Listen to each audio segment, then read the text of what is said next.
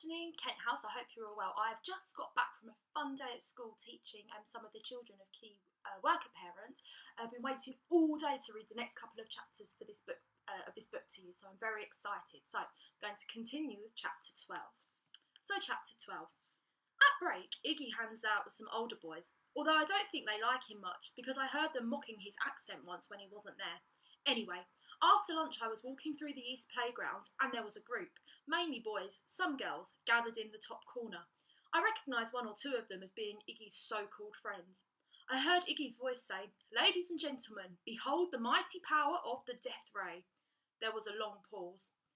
I heard someone say, "Come on, get on with it." Then someone else said, "Hey, look." There was a cheer, followed by a plume of smoke rising into the air, and then everybody started to run away from it. I saw Iggy putting his glasses back on, and I knew what had happened. The contents of the wire mesh litter bin was fully ablaze. Heaven knows what was in it for it to go up for so fast, but the hot weather must have made everything tinder dry. As the crowd dispersed, though, I saw the flames flickering up to a wooden notice board with flaking paint that had started to catch fire as well. I thought it best to make myself scarce, and had sort of melted it back into the crowd as Mr. Springham strode at top speed towards the litter bin, holding a fire extinguisher. "Who did that? Whoever is responsible will have hell to pay."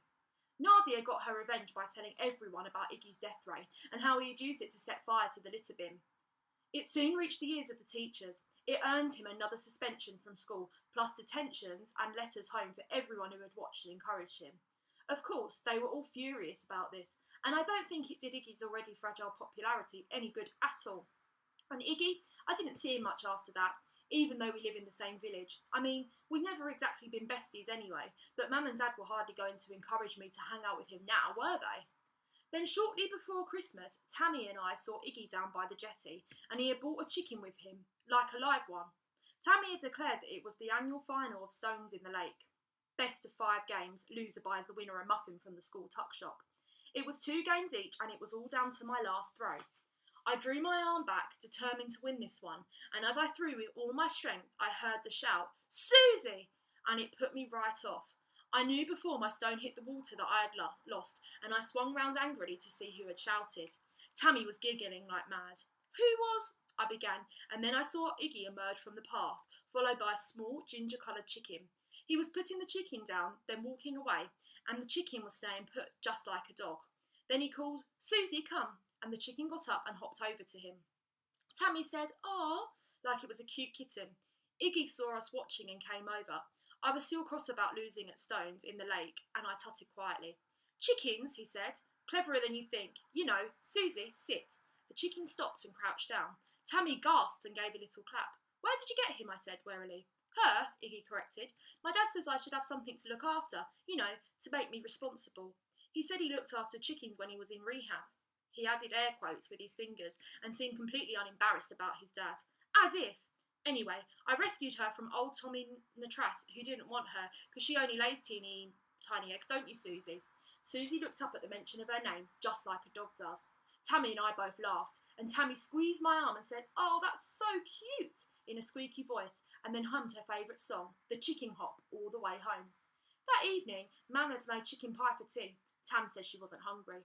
So that's Iggy and Susie. The next time I saw them was when I nearly broke his mum's fingers with the piano lid. Chapter 13. It was nearly 2 hours after I burst into the Stargazer with the news of Tammy's disappearance. By now, lots of people were milling around and talking to each other on their phones. Others who had gone out in their cars to search the roads that head north to Scotland or south to Hexham and every other direction were coming back, shaking their heads sadly. Mum hugged me so hard and got me to tell her what I'd seen yet again. Shortly afterwards, the police car pulled up on the driveway and 2 officers got out. I had already heard that the little police station in Bellingham, 20 miles away, had closed for the Christmas break. I heard Dad talking to them in the entrance as they came through the bar. "Yes, sir, we've driven up from Hexham." "Only 2 of you," said Dad. He was still in his toy soldier outfit, but nobody mentioned it. "It's Christmas Eve, sir. Our staff are stretched, to be honest, but we've pulled in a highway patrol to help. They'll be here soon. First thing is to establish what sort of case we have here." And so began the interviews that were to continue on and off for days. People were coming in and out, and Dad tried to manage it all. There were calls of any news and the sound of people's mobile phones pinging and ringing. Iggy and his mum had left with wishes of good luck, after Cora had sat with her eyes closed for a minute and meditated for positive energy, which was nice of her, I guess, if a bit embarrassing. I sat with Gran in the pub lounge with the fire going as she took shaky sips of tea. I told the police officers everything and they wrote it down in their notebooks. Then I got to the bit about the noise by the water. "Wait, Ethan," said the woman officer, who I decided was quite nice. "Tell me again, why did you go down to the water?" I shrugged. "I just followed the path. I just wondered. I was worried, scared for Tammy, and there was a noise." I tried to imitate the noise for them, but I couldn't really duplicate it. The two officers looked at each other, then wrote in their notebooks. Speedboat, said the male officer to his colleague. She thought for a moment till I said, "It definitely wasn't a speedboat." "A drone, then?" "I suppose it could have been a drone," I said, thinking, who would be flying a drone in the dark? "All right, thank you, Ethan," said the woman officer, standing up. She addressed her colleague. "Kareem, we'll take the car and secure the path and the little beach with tape. That's a potential crime scene." She spoke into her radio. "Mike, 2 Lima Bravo. Any sign of that traffic patrol unit for the potential Miss Purr in Kilda?" "With you in estimated 10, Sergeant," came the radio reply. Dad went out with another man in his car to search down by the maze. The maze is shut in the winter, but you could easily get in if you wanted to, though I had no idea why Tammy would want to do that. Next to me on the pub's worn sofa, Mum gripped my hand so hard that it hurt, but I said nothing. The police sergeant said, "Mrs. Tate, I'd like to take Ethan back to the path where Tammy's bike was found. Do you have someone here with you?" "I'll stay with her," said Gran. "More tea, Mel?" she asked, "or would you prefer something a little stronger?" Mam nodded. Outside, I got into the police car.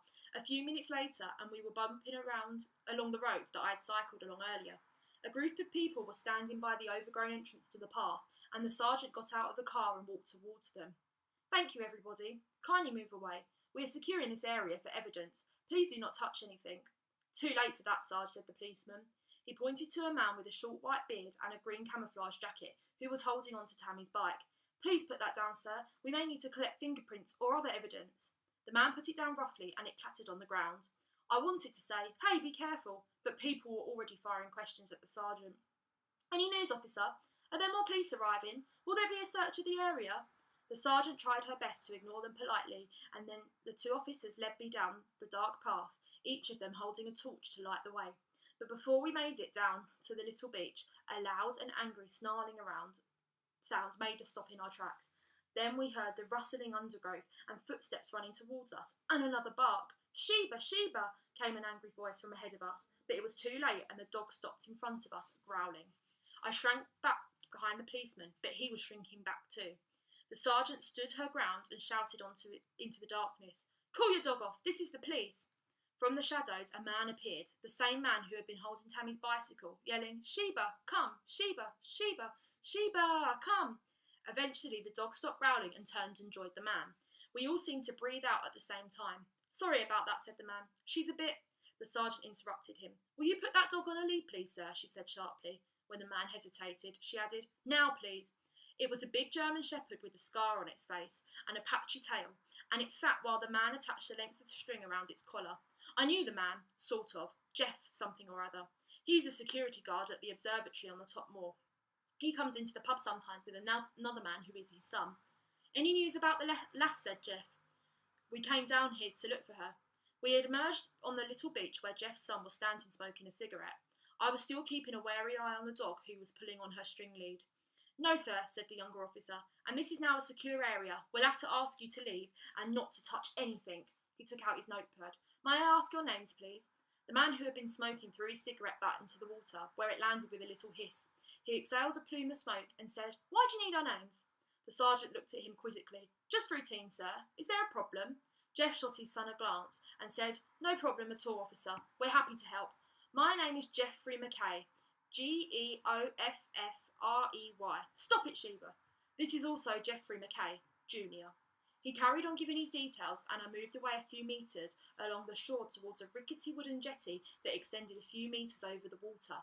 That's when I saw it, lying upside down on the black shingle, half submerged by the water. The loose label from the present I had wrapped. On it was written, "Miss Sheila Osborne." Okay, I'm going to stop there for today. I hope you enjoyed the next part of our book, and I look forward to continuing it tomorrow.